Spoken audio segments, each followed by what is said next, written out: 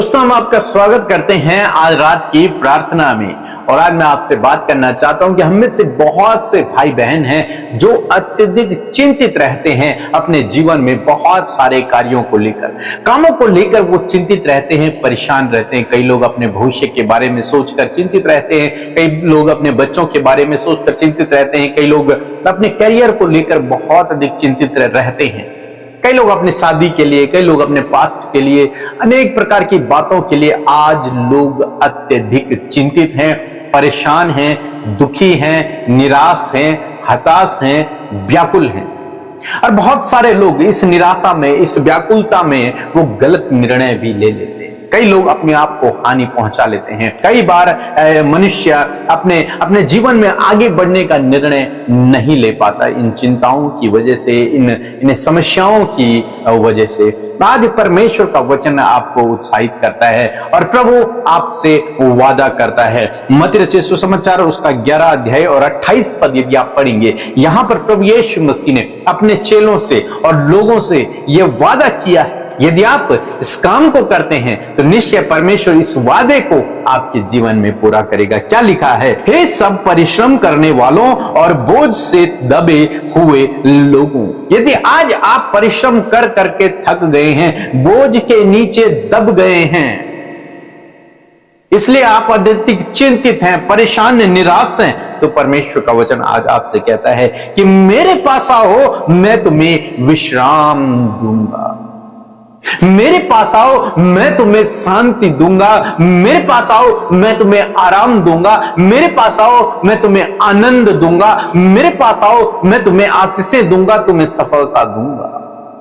आप कहेंगे हम तो मसीह के ही पास हैं। यस, आप मसीह के पास हैं, लेकिन आप चिंताओं में पड़े हुए, आप उसके नीचे दबते चले जा रहे हैं।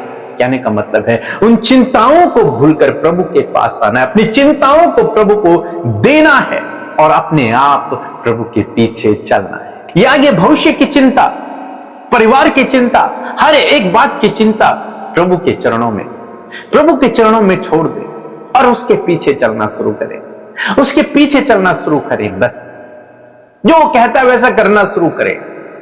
मेरा विश्वास है प्रभु आपके जीवन में काम करेगा और उस आनंद से, उस शांति से, उस विश्राम से, उस आराम से प्रभु आपको भरेगा।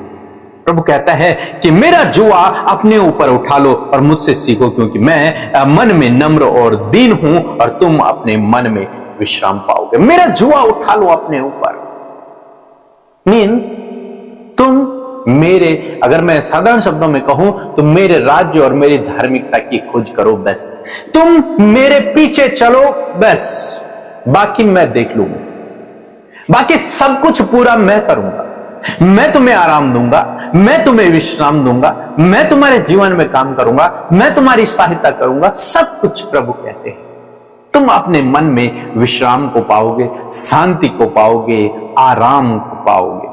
जरूरत है, प्रभु कहते हैं मेरी करीबी में आओ, मेरी करीबी में आओ। तुम संसार में थक गए हो, तुम संसार में चिंतित हो, तुम परेशान हो, तुम परिश्रम कर रहे हो, दुखी हो चुके हो, मेरी करीबी में आओ, मेरी करीबी में आओ। ये प्रभु आपको इनवाइट करता है अपनी करीबी में आने के लिए। मेरी उपस्थिति में बैठो, मेरे वचन पर ध्यान लगाओ, मुझसे प्रार्थना करो, मैं तुम्हारे जीवन में काम करूं।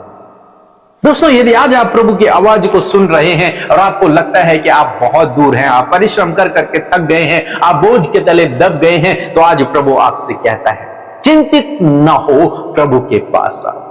और जब आप प्रभु के पास आएंगे, उसकी करीबी में आप बैठेंगे, उसकी करीबी में आप समय को व्यतीत करेंगे, प्रभु आपको विश्राम देगा, प्रभु आपको आराम देगा, प्रभु आपको शांति, आनंद, आशीषों, सफलता से भर देगा।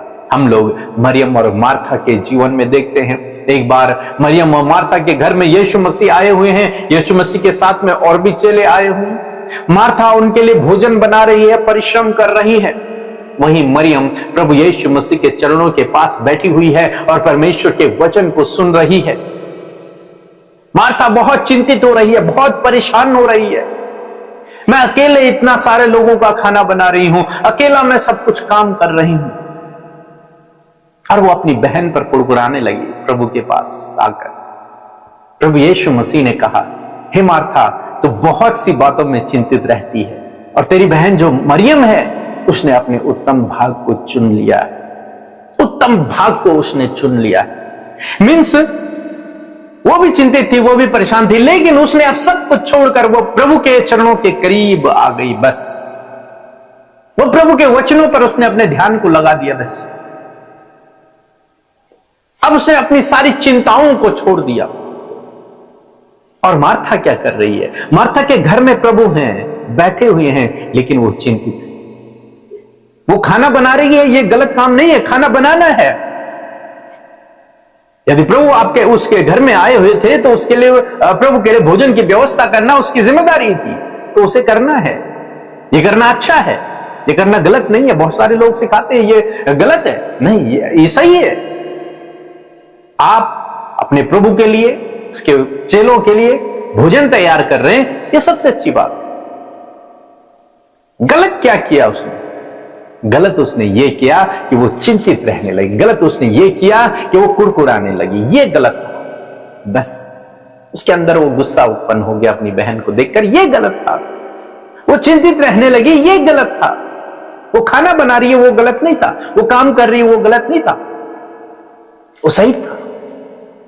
लेकिन जो वो कुड़कुड़ा रही थी, जो वो गलत बोल रही थी, जो वो गलत सोच रही थी, जो चिंता में थी, वो उसकी गलती थी। इसलिए प्रभु यीशु मसीह उससे कहते हैं, हे मार्था, तो बहुत सी बातों में चिंतित रहती है, लेकिन तेरी बहन जो ये मरियम है, इसने अपने उत्तम भाग को चुन लिया। मीन्स इसने मुझे चुन लिया, इसने परमेश्वर के वचन को चुन लिया है। आज प्रभु आपको भी यही इनविटेशन देते हैं और यही आपसे भी चाहते हैं कि यदि आप चिंतित हैं, परेशान हैं, दुखी हैं, निराश हैं, परिश्रम कर रहे हैं, थक गए हैं, दब गए हैं, तो प्रभु कहते हैं मेरी करीबी में आ, मेरी करीबी में बैठ जा, मेरे वचन को सुन, मेरे वचन पर कान लगा, मैं तुम्हें विश्राम दूंगा, तुम मन में शांति पाओगे, तुम आनंद को पाओगे, मैं तुम्हारे लिए उपाय करूंगा, मैं तुम्हारे लिए व्यवस्था करूंगा। आज शाम में मैं आपको उत्साहित करना चाहूंगा। प्रभु परिश्रम करने के लिए मना नहीं कर रहे, परिश्रम तो करना है, लेकिन वो चिंतित रहने के लिए मना कर रहे। मार्था को भोजन बनाने के लिए मना नहीं कर रहे, लेकिन वो मार्था को कह रहे हैं कि तू चिंतित है, चिंतित रहने के लिए मना कर रहे। सो मैं आशा करता हूं कि आप समझ गए होंगे कि यदि आप के जीवन में कोई भी चिंता का विषय, परेशानी का विषय, आप दुख का विषय है, निराशा का विषय है, व्याकुलता का विषय है, तो आपको कुछ नहीं करना। आपको चिंता में अपने समय को व्यतीत नहीं कर रहे हैं, बल्कि आपको प्रभु के करीबी में बैठकर मरियम की तरह प्रभु के वचनों पर कान लगाना है, उसकी करीबी में बैठना है, अपनी चिंता परेशानियों को उसके चरणों में छोड़कर बस उसमें लौलीन हो जाना है। निश्चय प्रभु आपको हर एक परिस्थिति से बाहर निकालेगा। निश्चय प्रभु आपको हर एक चिंता से बाहर निकालेगा। वो आपको आराम देगा, विश्राम देगा, शांति देगा, आनंद देगा। सो प्रभु आपको इस वचन के द्वारा बहुत से आशीष देगा। आमीन।